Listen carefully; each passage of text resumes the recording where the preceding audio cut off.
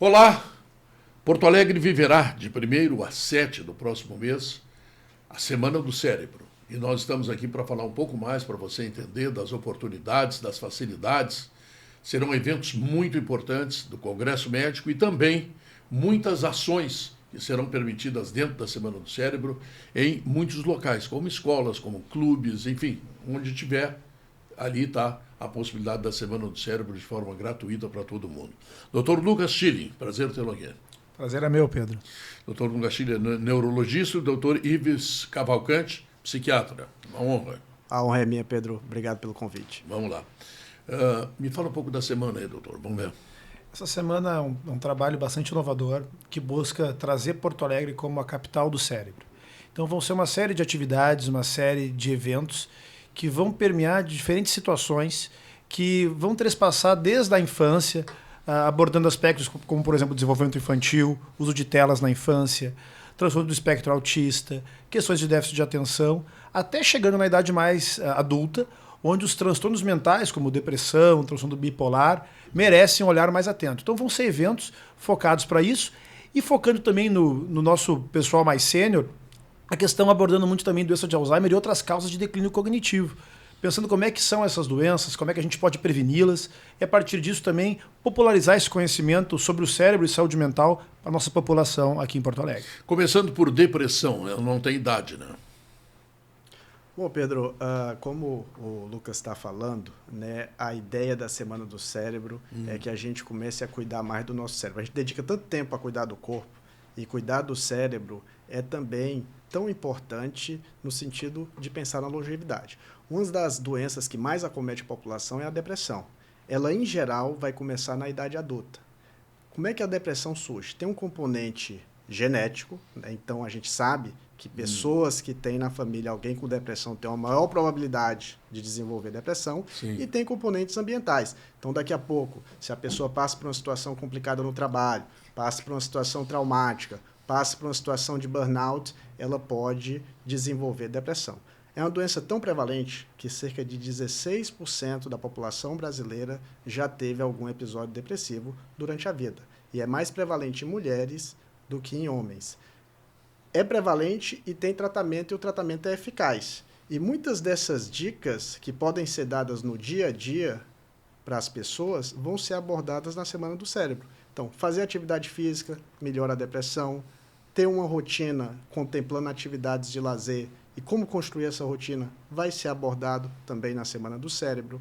Eventualmente, estratégias de meditação também ajudam nos sintomas depressivos. Então, tem uma série de dicas que a gente pode conversar com a população que ajuda a pessoa a lidar com aquele momento de sofrimento de saúde mental. Obviamente, a gente também vai caracterizar o momento de buscar o especialista. Onde é que a medicação tem que ser introduzida, onde é que aquela pessoa tem que começar daqui a pouco uma intervenção estruturada de psicoterapia.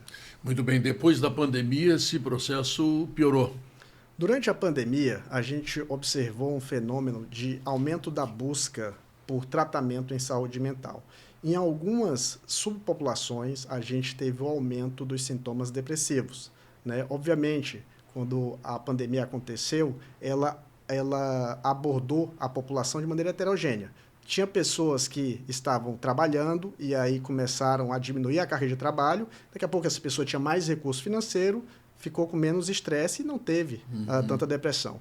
Entretanto, boa parte da população, sobretudo aquela que tinha baixa renda e algumas subpopulações específicas, elas perderam a capacidade de manter a renda financeira, se submeteram a situações de maior estresse e nessa subpopulação a gente teve um aumento da prevalência da depressão.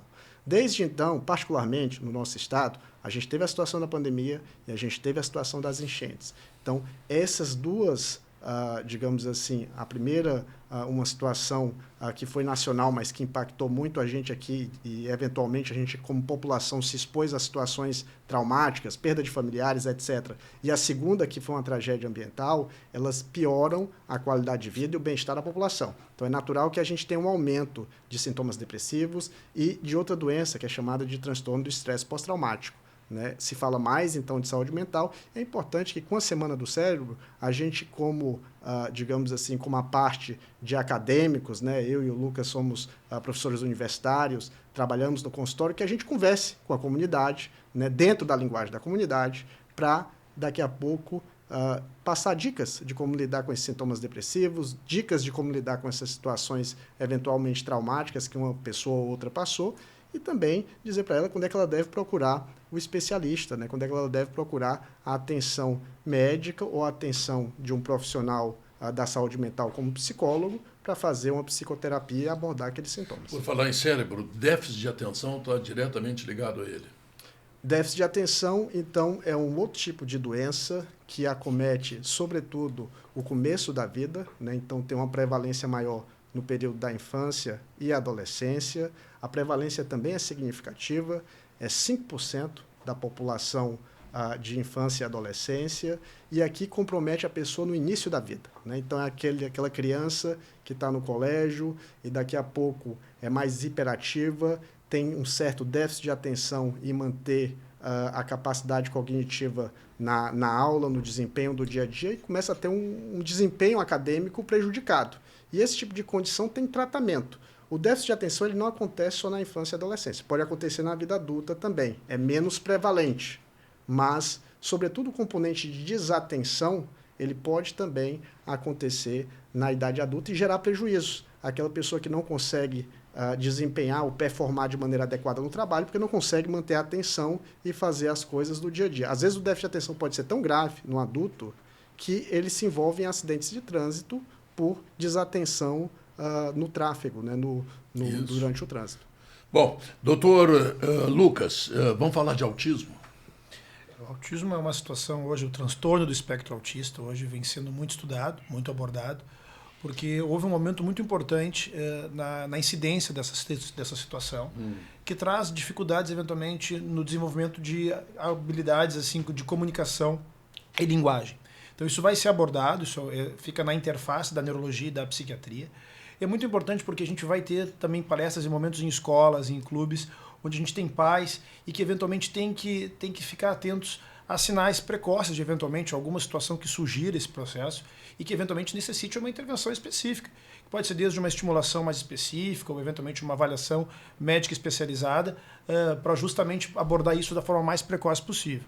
Mas essa é uma situação que a gente vem observando um aumento muito, muito grande nos últimos anos, e especialmente quando a gente pensa assim que os critérios vêm sendo aprimorados, justamente também para conseguir trazer para esse assunto pessoas que eventualmente não tinham o diagnóstico de uma forma adequada e por isso acabavam não tendo acesso às intervenções e indicações específicas para essa situação. Ansiedade. A ansiedade, Pedro, é também uma condição que acomete frequentemente a população. Ela é bastante prevalente e a ansiedade tem diversos motivos. Eventualmente, tem pessoas que têm sintomas de ansiedade por preocupação excessiva com as coisas do dia a dia. Então, tem uma consulta com o médico no dia seguinte, fica excessivamente preocupado com aquilo. Eventualmente tem compromissos do trabalho e aquilo gera uma ansiedade a ponto da pessoa ter tensão muscular, não consegue dormir de maneira adequada, começa a deprimir também, cursa muitas vezes com sintomas depressivos. Então, esse tipo de ansiedade a gente chama de TAG, transtorno de ansiedade generalizado. É comum na população. Existem outras condições que também têm a ansiedade como principal componente. Por exemplo, a ansiedade social. Pessoas que, quando começam a interagir socialmente, tem a percepção que os outros estão julgando ele ou ela, né? Então, daqui a pouco essa pessoa tem dificuldade de se apresentar em público, de gravar aqui um podcast, como a gente está gravando, mas a coisa pode ser tão grave a ponto da pessoa não conseguir ir num restaurante e fazer um pedido de uma comida para o garçom, porque sente que está sendo julgada, ou de conhecer uma pessoa nova. Quando conhece uma pessoa nova, começa a evitar aquela situação, e essa ansiedade é por um julgamento social. Ele acha que está sendo julgado pelo outro, né? Quando na verdade não está. Essa condição também faz com que, quando acontece em crianças, a criança tenha dificuldade no colégio, na faculdade, eventualmente o adulto ele vai ter dificuldade também em fazer algumas etapas da faculdade e no trabalho. No vestibular também, né? No vestibular, a ansiedade pode, de fato, impactar de maneira significativa, né? É comum aquele relato da pessoa que foi fazer vestibular e deu um branco, né? Ficou tão ansiosa que deu um branco, esqueceu a matéria, né? cai mais no primeiro exemplo, da preocupação excessiva, né? Então, um pouco de ansiedade é importante, tá, Pedro? Então, a ansiedade, um dos componentes principais é o medo. E o medo, ela é uma emoção fisiológica normal. Então, é importante que eu tenha um pouco de medo, né? Se eu vou, daqui a pouco, morar num local novo, que eu vou ter novas experiências, eu tenho que me planejar. O medo faz com que eu me planeje. E o medo, ele tem um gatilho, né? Então, para dar um exemplo ligado à evolução da espécie, né? Então, quando os nossos antepassados viam um leão, ele tinha que ficar ansioso, porque a ansiedade fazia com que ele fugisse daquele leão. A ansiedade, ele aumenta a adrenalina, aumenta a energia muscular da pessoa, porque a pessoa fuja daquela situação ou, eventualmente, engaje numa luta com aquele predador, né?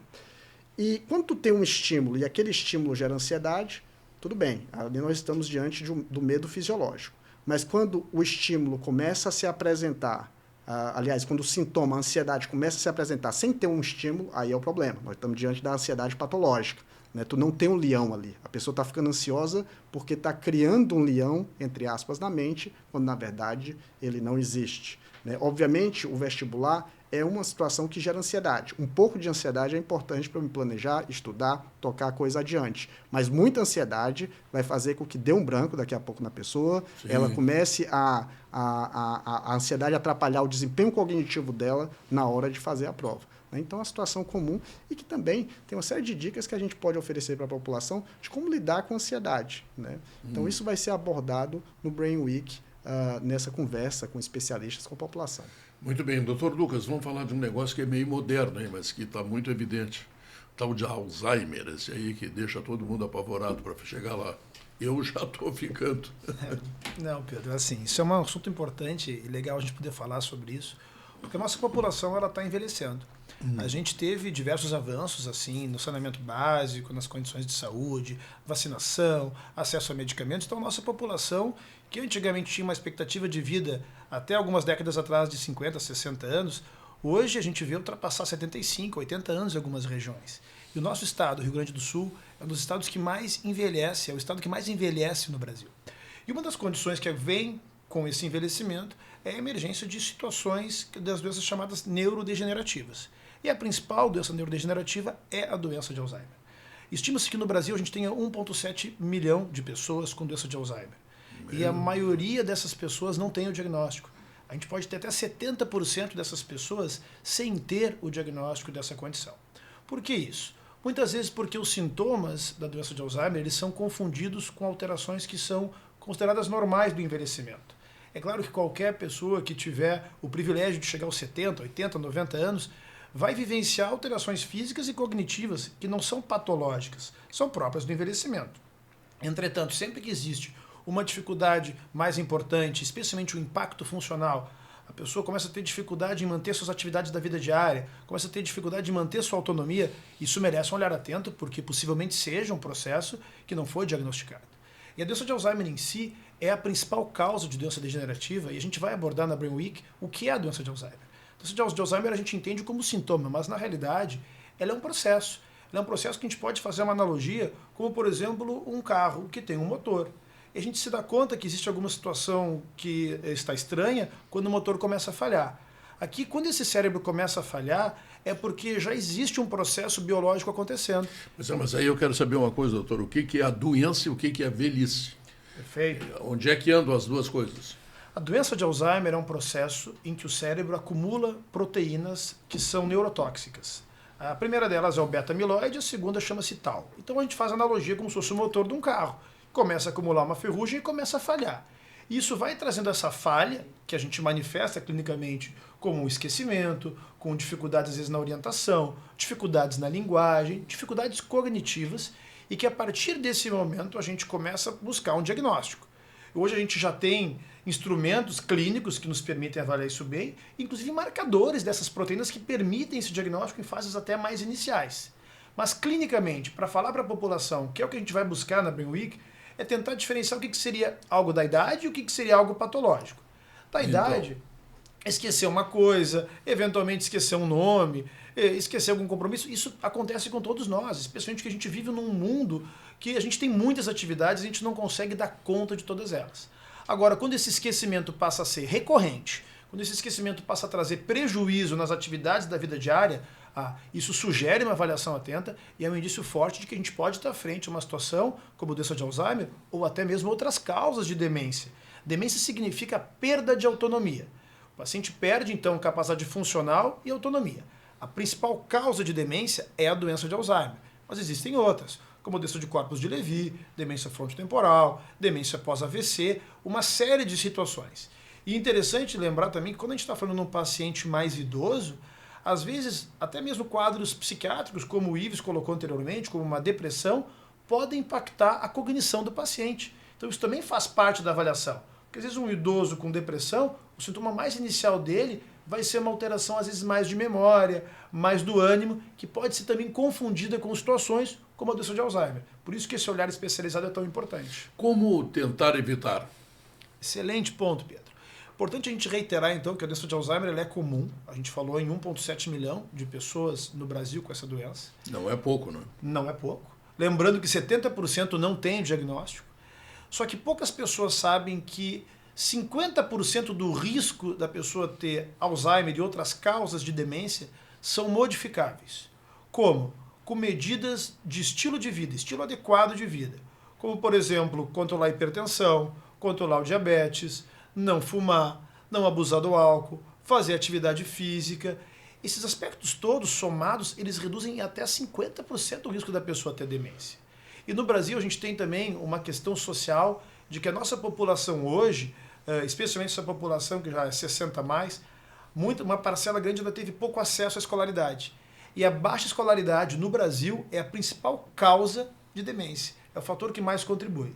Então, se a gente for pensar que a gente quer prevenir a doença de Alzheimer e outras demências, eu diria estudar, manter esse cérebro ativo, controlar muito bem os fatores de risco vasculares, realizar atividade física, ter uma vida social ativa, ter realmente amigos, família, pessoas próximas que nos tragam esse ânimo realmente para ter essa vivência social. E estar muito atento realmente a indícios e eventualmente numa fase bastante inicial, se tiver algum sintoma, procurar ajuda, porque hoje a gente tem bastante recursos para entender o que está acontecendo e também tratar de uma forma mais eficaz. Existe uma data nessa doença ou é caso a caso? Como assim, Pedro? O camarada ficar com a doença de Alzheimer, esquecer tudo e não morrer, ficar lá não sei quanto tempo. Sim, a doença de Alzheimer ela tem o que a gente chama de um contínuo cognitivo. Ela não é como um infarto. Ela não mata, né? Ela incapacita, ela vai trazendo dificuldades em estágios mais avançados, dificuldades físicas no caso. Mas o que acontece? A doença de Alzheimer ela não é como um AVC ou um infarto, que tem dia e hora. A doença de Alzheimer ela vai se apresentando aos poucos. É uma doença de meses, eu diria anos, em que o paciente começa inicialmente com uma situação de esquecimento. Isso vai se acentuando, até que daqui a pouco alguém percebe que existe uma dificuldade maior. Aí já existiu alguma situação mais séria, se busca um atendimento, e aí o paciente já saiu de um quadro em que a sua cognição estava absolutamente normal, passou por um estágio inicial, que a gente chama de comprometimento cognitivo leve, que o paciente tem alguma dificuldade, como por exemplo memória, mas é funcional, e só depois de um tempo, isso pode levar alguns anos, que vai chegar na fase da demência, em que existe de fato comprometimento funcional. E muitas vezes o diagnóstico só ocorre nessa fase. E naturalmente, neste momento, quando a gente identifica, existem medidas, tanto medicamentosas quanto de outros cuidados, para tentar frear a progressão desse quadro. Mas a evolução de cada paciente é muito individual, e a gente deve lembrar aqui que as medidas a serem tomadas para um paciente com doença de Alzheimer não são só medicamentosas, elas envolvem também aspectos de estimulação cognitiva, atividade física e uma série de coisas que também, de alguma forma, capacitam o paciente de uma forma melhor. Por exemplo, paciente que não ouve bem, um paciente que tem hipoacusia, esse paciente tem um risco maior de ter doença de Alzheimer. Por quê? Porque a informação ela chega para nós de que forma? Ela chega ou auditiva, quando a gente ouve no rádio, a gente ouve, é o Pedro, aquela voz indefectível. Mas se eu não estiver ouvindo bem, eu não vou saber que é o Pedro, eu não vou ouvir o que o Pedro está me dizendo. Ou na questão visual, também é muito comum, às vezes o paciente mais velho vai tendo alguma alteração, seja de ter que usar óculos e não quer, ou uma questão de catarata que de repente não vai operar, mas a pessoa que vai perdendo a acuidade visual também tem um risco maior de ter um processo como doença de Alzheimer ou outras causas de demência. Doutor Ives Cavalcante, nós vamos viver aqui em Porto Alegre a Semana do Cérebro. E já sei que vocês estão intitulando aí Porto Alegre como a capital do cérebro aqui no Brasil, né? O que é muito bom, graças a Deus. Que outras demências chegam no consultório do psiquiatra? Bom, no consultório do psiquiatra... Eu sei que são muitas, mas pelo menos as mais importantes. A demência é um quadro que a gente muitas vezes trabalha em conjunto com o neurologista, né? Claro que existe o psicogeriatra, que é um psiquiatra que é especialista em pacientes idosos e que eventualmente tratam muito os transtornos relacionados à demência, né? O psiquiatra, habitualmente, ele trata da parte comportamental, né? Então, ele vai trabalhando muitas vezes em parceria com o neurologista, tentando dar qualidade de vida para aquele paciente, né, e usando, eventualmente, algumas medicações para conseguir lidar com algumas situações de alterações do comportamento que o paciente pode ter. O psiquiatra também faz uma abordagem junto com a família, né? Comumente, quando a gente tem um paciente que tem uma demência, como a demência de Alzheimer, o cuidador pode desenvolver um estresse do cuidador, né? Então, daqui a pouco, trabalhar com o cuidador, no sentido de dividir a tarefa com outros familiares, né? Eventualmente ter um suporte também com algum profissional, como um auxiliar terapêutico, que pode ir conduzindo dentro de casa com o paciente algumas tarefas, né? Trabalhar a saúde mental do cuidador é um aspecto que o psiquiatra também vai trabalhar no contexto das demências, né? Algumas doenças psiquiátricas, não são todas, é quando a doença psiquiátrica é muito grave, né? E aí a gente é um curso mais, digamos assim, difícil da doença, né? Então, algumas doenças psiquiátricas, como a bipolaridade grave, elas podem gerar um quadro de prejuízo cognitivo, né, no paciente, quando não são tratadas. Então, esse tipo de quadro também aparece no consultório do psiquiatra, né? É um perfil de paciente que, quando não tratado de maneira adequada, uma parcela deles, é importante dizer que é a minoria, não é a maioria, né? Sobretudo aqueles que não se tratam, que têm uso de substâncias também, como álcool, cocaína, maconha, etc., que também prejudicam o cérebro, esses pacientes podem desenvolver também um fenômeno que a gente chama de neuroprogressão, que é como se culminasse com um quadro de deterioro cognitivo do paciente, prejuízo do cérebro, do funcionamento do cérebro. Doutor, e aquele cara que vê uma sujeirinha assim, ele fica desesperado, aí cai uma coisinha, ele se desespera também, aí tem que botar a caneta aqui, não assim. Como é que é isso aí? Tem uns caras que são, olha... Esse perfil, pelo que tu descreveu, é o perfil do paciente com transtorno obsessivo compulsivo. Isso, né? obsessivo compulsivo. Então, esses pacientes, eles muitas vezes... O que é obsessivo compulsivo? Então, vamos começar por aí, né? Então, o que é obsessivo? O obsessivo é o pensamento, é um pensamento intrusivo que aparece na mente da pessoa, que não é convidado e que ela sente, às vezes, que nem faz parte dela, né? Então, é como se a pessoa pensasse assim, puxa... de repente, meu pai pode morrer. E aquele pensamento vem de maneira intrusiva na mente da pessoa. E aí, para lidar com aquela angústia gerada por aquele pensamento, ela pega e faz um comportamento compulsivo. Então, o que é a compulsão? É o comportamento realizado para controlar a ansiedade do pensamento obsessivo. Então, ela pensa, meu pai pode morrer, eu vou contar as telhas aqui da minha casa 3 vezes e isso vai lidar com essa angústia, né? Por isso que o nome é TOC. O TOC tem transtorno obsessivo compulsivo. Tem de diversas maneiras. Esse que tu descreveu é o de simetria. As pessoas, então, têm que deixar tudo meio que simétrico, assim, as roupas todas da mesma cor, etc. Tem um TOC, que é um toque de agressividade. Às vezes a pessoa tem um pensamento obsessivo que aparece na mente, sem ser convidado, de repente, que ela pode agredir alguém, e aí ela começa a esconder objetos pérfuro-cortantes de dentro de casa, né? Começa a esconder arame, essas coisas. Né? Então, esse é o comportamento compulsivo. Existe o toque de origem, às vezes, religiosa também. Então, daqui a pouco a pessoa tem um pensamento de que pode estar cometendo um pecado e reza um terço várias vezes para lidar com aquilo. Então, o toque ele tem diversas características. Um tradicional também, que a gente estava falando da pandemia, que apareceu muito na pandemia, são aqueles pacientes com toque relacionado à contaminação. Né? Então, achava que a todo momento poderia estar contaminado, esse era o pensamento obsessivo, e lavava as mãos várias vezes ao dia, digamos assim, a ponto daquilo ali incapacitar a vida da pessoa. Né? Um pouco de toque, eventualmente, a gente tem, Pedro. Sim. Por exemplo, tu estava dando o exemplo da pessoa que vai fazer vestibular. Eventualmente, se tu tem uma prova... Ou daquele que junta a sujeirinha, né? Não precisa deixar toda a sujeira ali, pode tirar também. Né? Ou eventualmente, daquele que vai ao estádio e diz assim, ó, vou entrar aqui na arquibancada com o pé direito. O que tem a ver ele entrar com o pé direito e o time ganhar ou não o jogo? Né? Então, aquilo é um pouco de comportamento compulsivo que aquela pessoa está tendo. Mas aquilo ali não prejudica ela. Né? Aquilo ali Claro. não é algo que vai prejudicar o desempenho no trabalho dela, o desempenho social dela. Quem tem toque, o toque consome horas do dia da pessoa. Ela fica horas em cima daquele pensamento obsessivo e daquele comportamento compulsivo que ela vai realizando. Isso é comum nas doenças psiquiátricas. Né? Existe, muitas vezes, elas são muitas vezes ligadas a um componente que é fisiológico. Por exemplo, a depressão, a tristeza é um componente fisiológico. Mas a gente tem que separar o que é tristeza normal do que é depressão. Né? Então, a gente estava falando, o Lucas estava falando do que é envelhecimento normal e o que é doença de Alzheimer. Também tem essa diferenciação. O que é tristeza normal e o que é depressão. Tristeza normal, para evoluir no exemplo do que é normal e do que é patológico, né? A tristeza normal acontece daqui a pouco eu vou fazer o vestibular e não passo no vestibular. É importante que eu fique triste. Fiquei triste. Por que eu vou ter que ficar triste? Porque eu vou me isolar, eu vou ruminar mais para planejar estratégias para passar no próximo ano. Então, a tristeza ela desenvolve planejamento, raciocínio, inteligência e desenvolve também a empatia. Né? Se eu fiquei triste, quando alguém não passa no vestibular eu vejo aquela pessoa, eu empatizo com o sofrimento daquela pessoa. Então, a tristeza ela é importante porque desenvolve raciocínio, planejamento, desenvolve empatia. Mas a depressão é diferente. A depressão, muitas vezes, acontece sem ter gatilho nenhum. Né? Então, a pessoa fica deprimida, às vezes tem gatilho e às vezes é do nada. E aqueles sintomas vão muito além de uma tristeza. Né? A pessoa fica com o humor para baixo o dia quase todos os dias. Fica sem dormir, com sentimentos de culpa excessiva.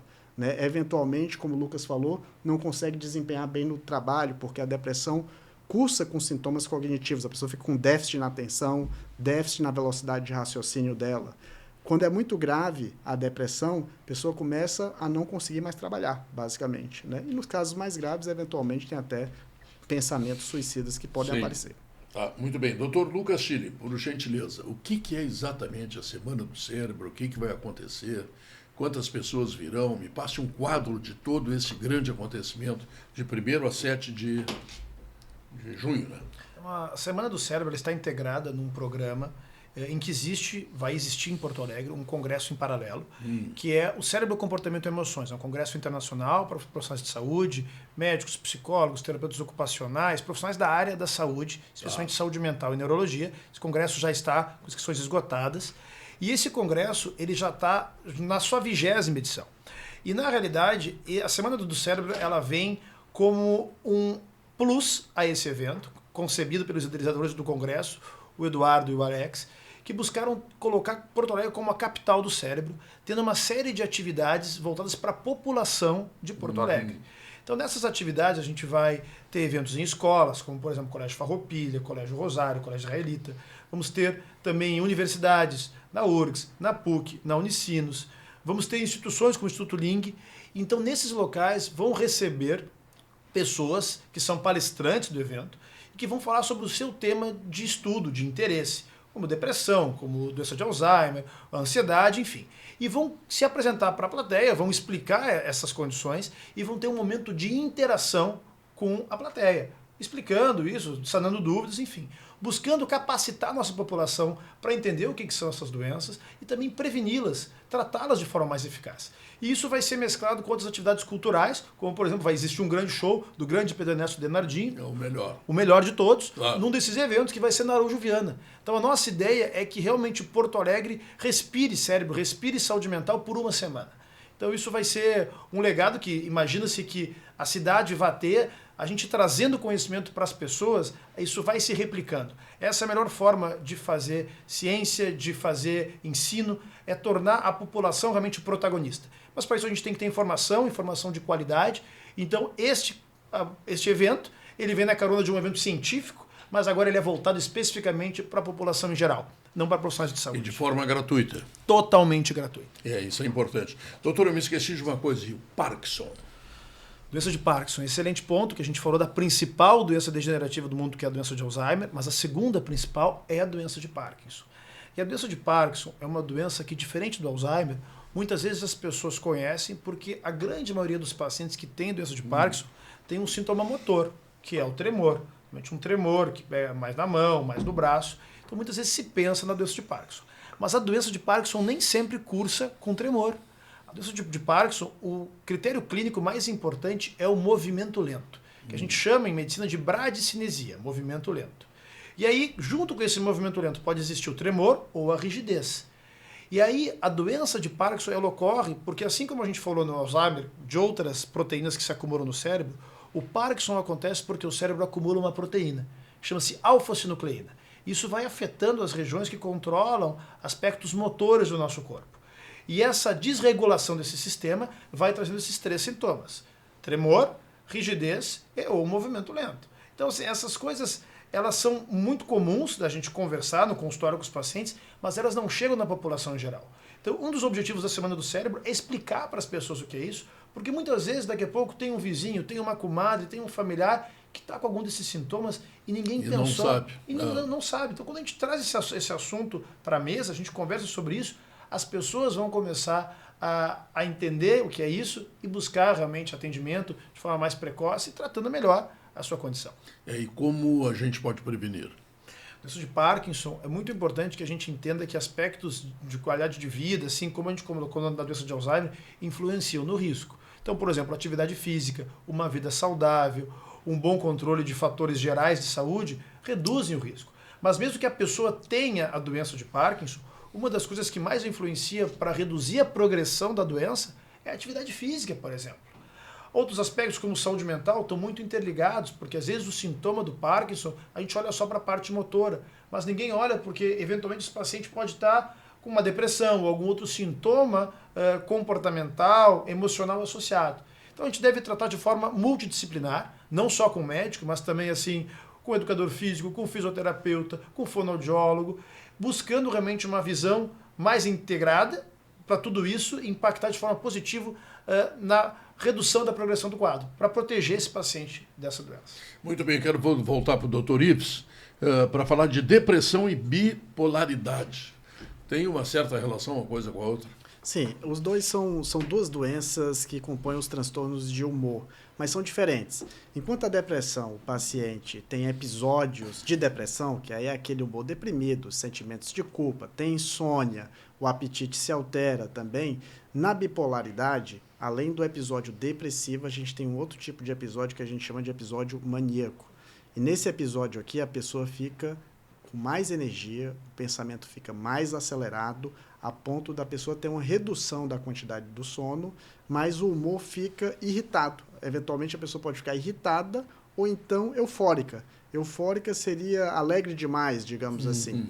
Então é quase que o oposto da depressão, né? A pessoa, por isso que são dois polos, por isso que o termo é bipolaridade. Então, ela, além de ter os episódios depressivos, ela tem esses episódios de aceleração, com aumento da energia, euforia, eventualmente irritabilidade, impulsividade. Essas pessoas, quando estão nesses episódios maníacos, às vezes fazem gastos além do que ela pode pagar, né? Então acabam contraindo dívidas, muitas vezes tem muito prejuízo na relação interpessoal, né? Então com pessoas próximas como marido, filhos e outros parentes, porque fica com um comportamento mais impulsivo e comumente a bipolaridade ela acaba sendo uma doença que tem tratamento, o tratamento é efetivo, mas em geral ela é mais grave que a depressão. Então, nos casos de bipolaridade, o tratamento com a medicação é fundamental.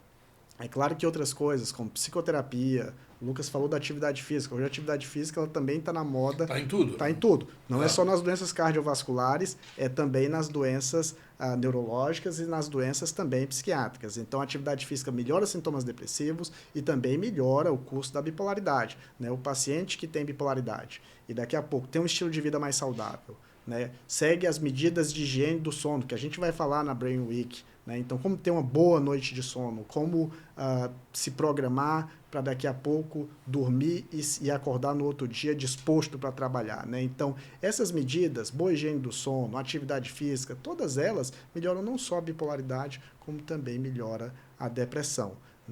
A psicoterapia também ajuda nos dois casos e evitar o uso de substâncias, de álcool, bebidas alcoólicas, uso de cocaína, maconha, tudo isso também interfere na saúde mental. Não pode proibir a gente tomar um copinho de vinho, Isso não pode, né?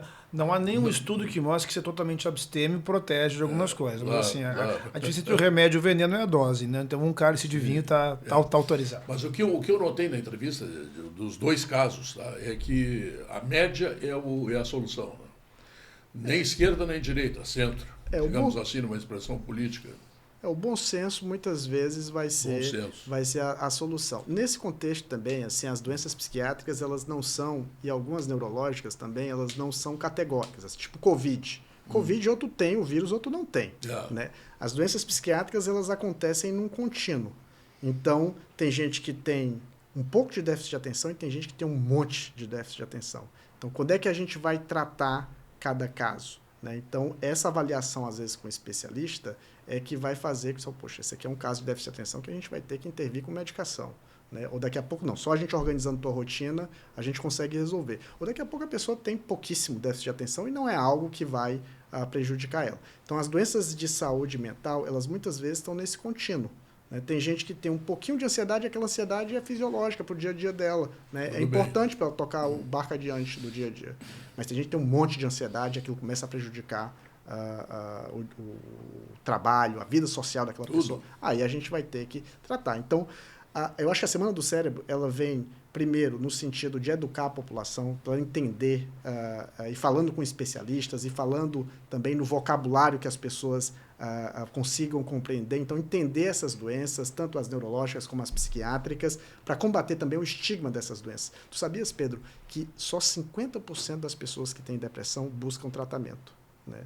As outras 50% elas não buscam por causa do estigma, às vezes por falta de recurso financeiro, às vezes, dependendo da localidade, porque não tem um profissional que vá atender aquela pessoa. Ou até por vergonha, de vez em quando, né? Por vergonha. Então, cai um pouco na linha do estigma, de uma certa forma. Então, o Brain Week vai nessa linha também, de psicoeducar a população sobre essas doenças, né? E daqui a pouco combater o estigma. Uma das principais maneiras de combater o estigma é dar um entendimento para a população que aquilo ali é uma doença, que ela pode buscar tratamento e que o tratamento é efetivo.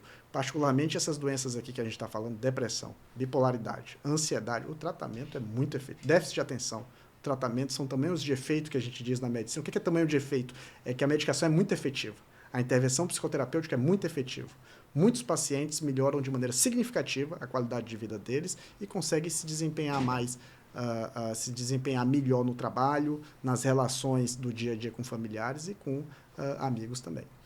Muito bem. Alguma coisa a mais, doutor? Complementando, eu acho que o que o Ives trouxe, eu acho que fecha muito bem com a questão de educar a população. Porque a gente falou de uma série de condições, algumas que a gente chama de transtorno, como, por exemplo, transtorno do déficit de atenção e hiperatividade, como exemplo. Mas todas essas condições, elas têm critérios clínicos.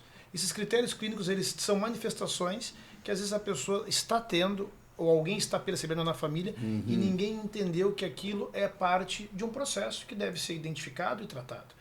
Então, o objetivo da gente capacitar a população é que essa população seja capaz de identificar essas alterações e, com isso, tomar as medidas adequadas, buscar atendimento, buscar tratamento, porque realmente o impacto tanto das condições psiquiátricas quanto neurológicas é muito grande, especialmente no nosso estado. A gente tem índices alarmantes assim, de incidência de doenças mentais, como depressão, bipolaridade, mas também de doença de Alzheimer e outras causas de demência. Então, a gente precisa urgentemente falar sobre isso, e eu acho que o Brain Week é um grande evento, uma grande oportunidade, lembrando que é gratuito, então, assim, vai ter por toda a cidade, vai ser importante que as pessoas também consigam estar lá junto para aprender sobre isso e transpor isso para a sua localidade, para suas famílias e para o seu meio.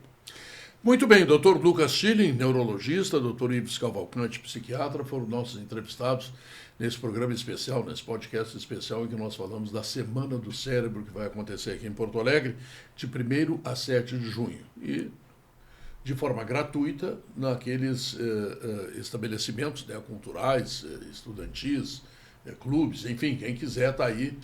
A Semana do Cérebro está oferecendo isso aí, que convenhamos, é uma grande oportunidade, tá bom? Até mais, tchau!